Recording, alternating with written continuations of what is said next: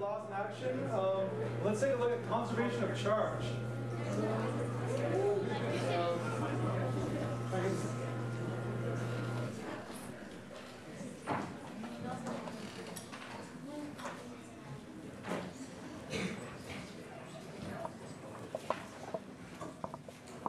So sorry, it's going to take a second to set.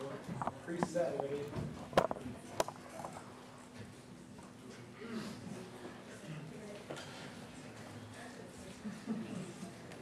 All right, so what we have here is a bank of capacitors, and capacitors are kind of like batteries.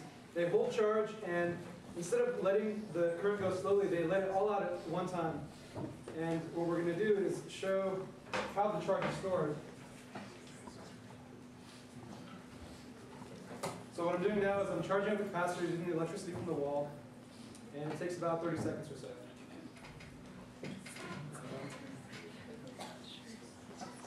Should be good enough. Alright, so I removed it from the wall, and I'm going to turn on this light bulb.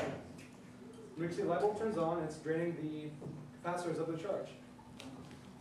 Now, that was the capacitors being used to light up the light bulb.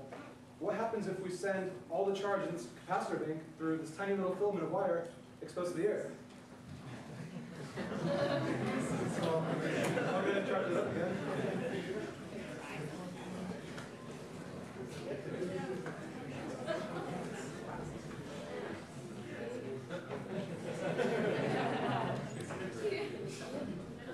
Good. Remove from the wall, and all right.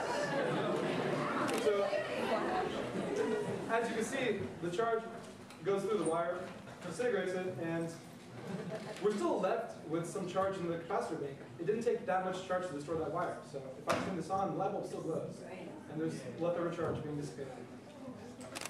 Conservation of charge, guys. All right, thank you.